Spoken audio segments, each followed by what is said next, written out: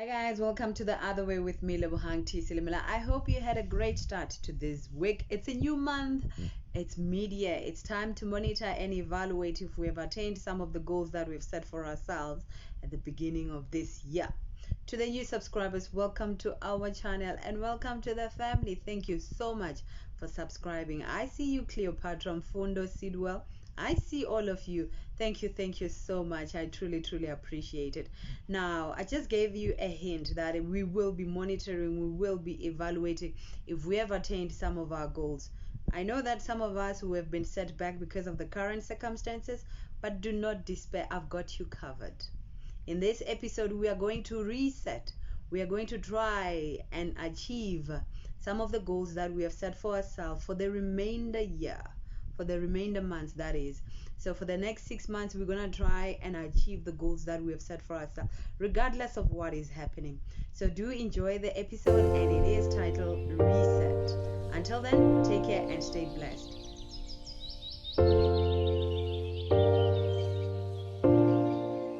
That feel good!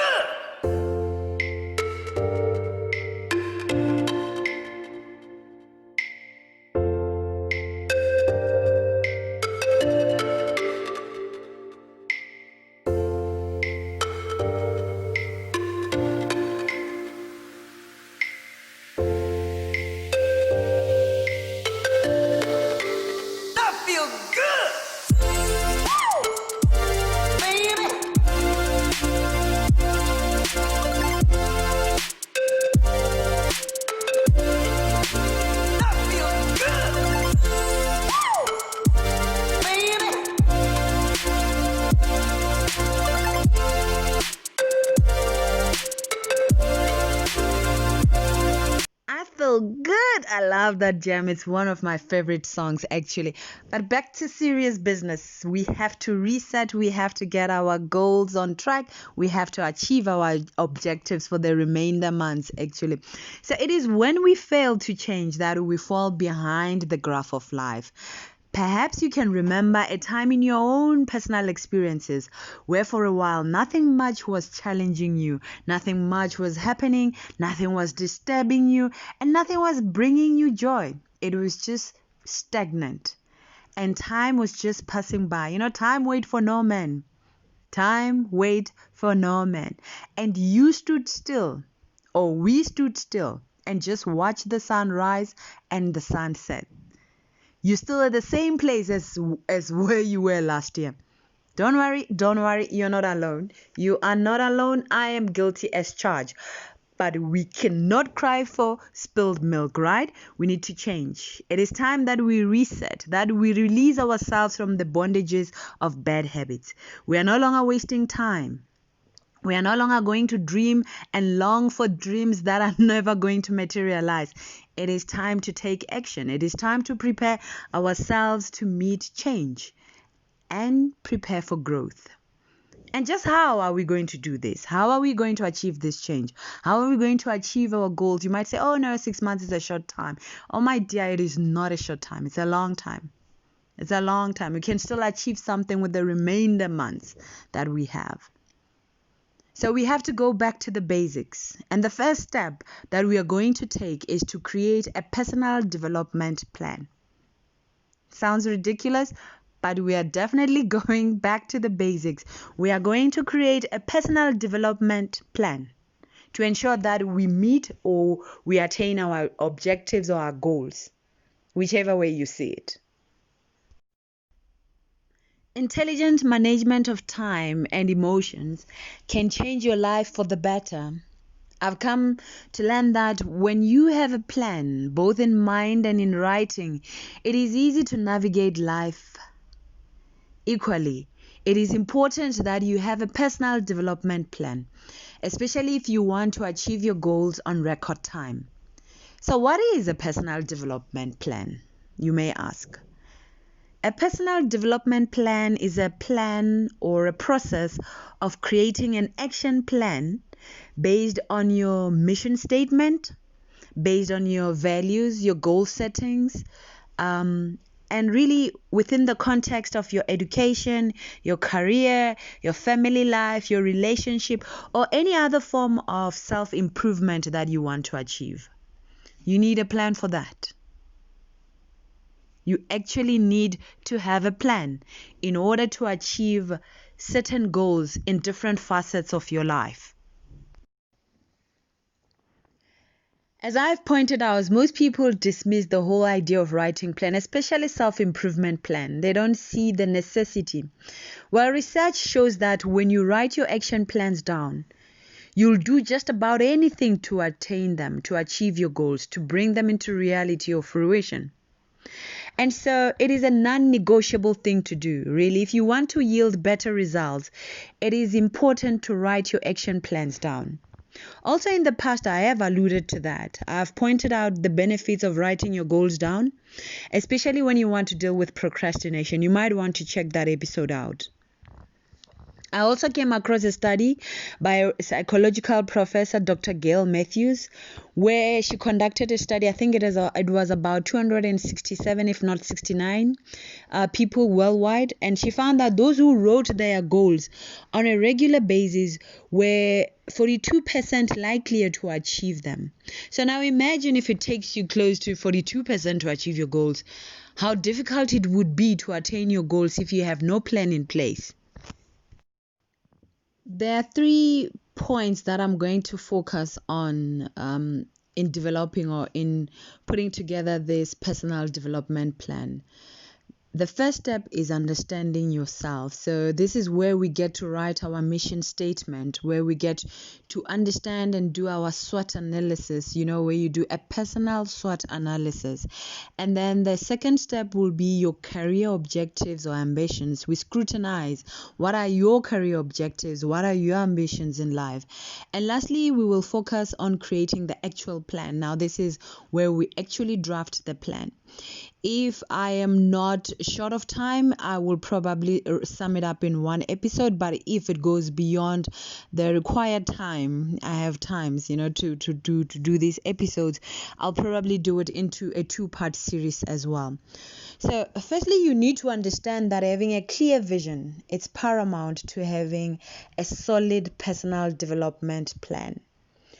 A personal development plan should be written or structured in a way that it gives you a clear-cut direction of where you are heading in life.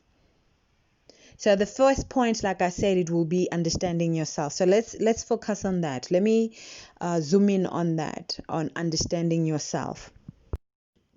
Please take into account that these personal development plans, they are created for long-term goals. And they are not limited to your career goals only, but it's all about your life plans in general.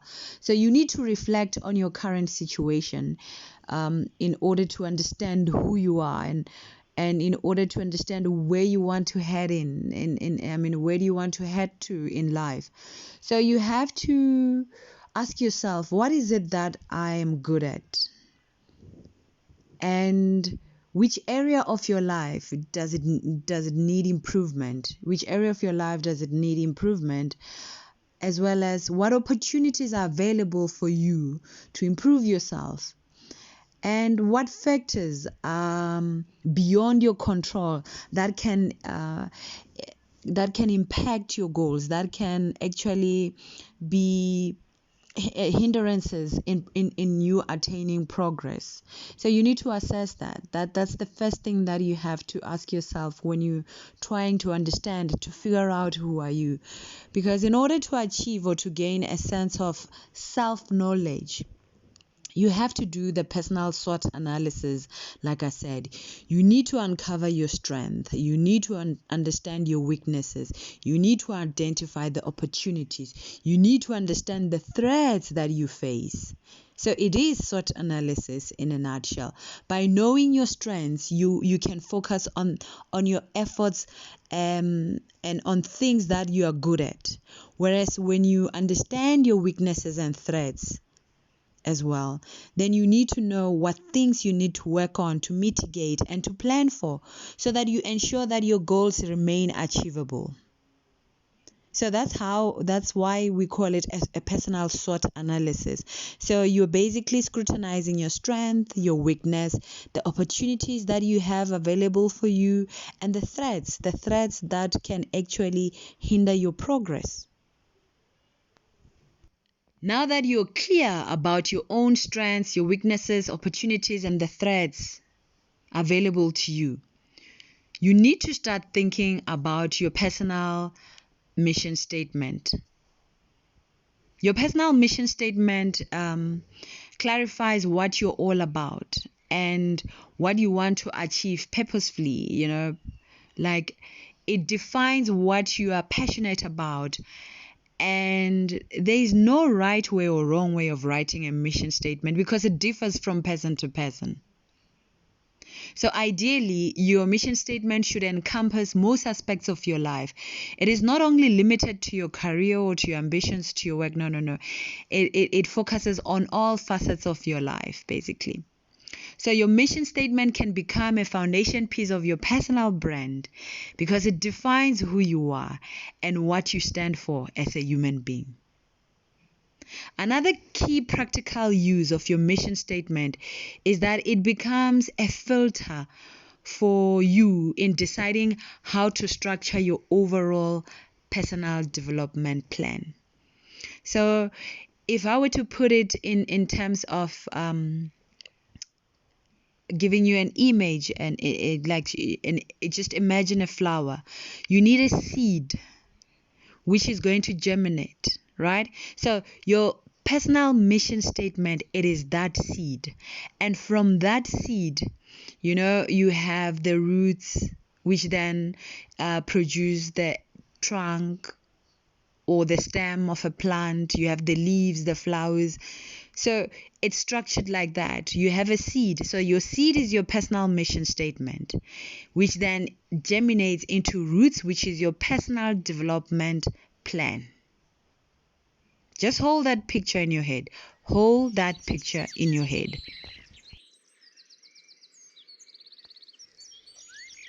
The advantage about writing your personal mission statement is that you get to see a mirror reflection of what lies within you, what is in your conscious, because it defines the values and the principles that you uphold as a person. So what should your personal mission statement include? It has to define your purpose. It has to explain how you intend to pursue that purpose.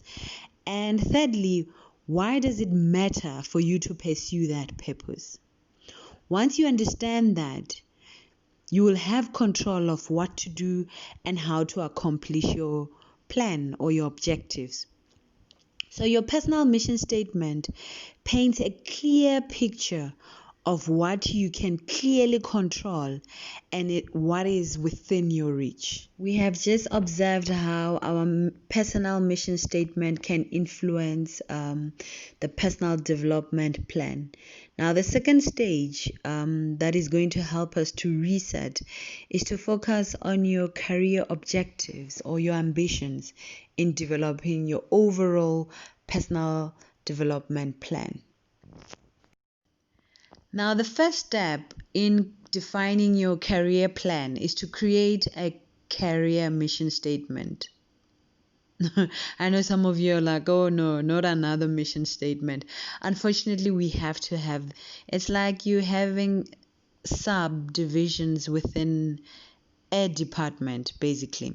So in the department of defining your career plan, you need a subdivision, which is a career mission statement. Remember when I said you have seeds, and seeds germinate into roots. Roots then produce the stem give leaves, flowers. If they bear fruits, so be it. So it's the same process, really. There are no shortcuts to this process. So in defining your career plan, you have to create a career mission statement. Remember when I spoke about understanding yourself, I focus on creating a personal mission statement where you had to define your purpose. Now, in this case, likewise, you have to define career goals. You need to have a career mission statement. So basically, your career mission statement sets out your long-term aspirations. It's no longer about the purpose, it is about aspirations.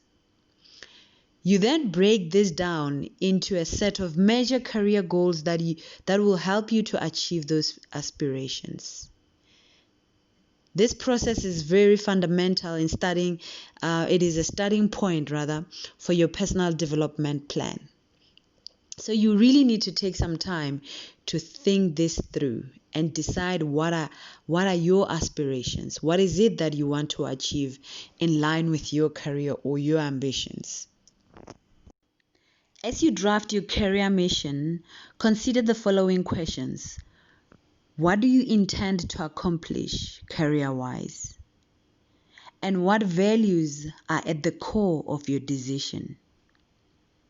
Does this decision fulfill you?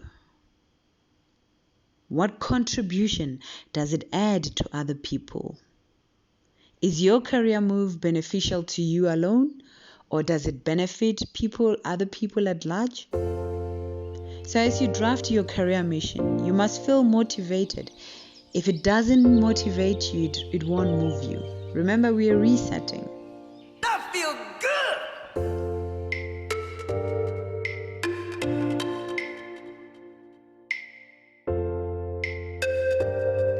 Unfortunately, I've run out of time. Let's catch up next week for part 2. Until then, stay blessed, toodaloo, and keep safe.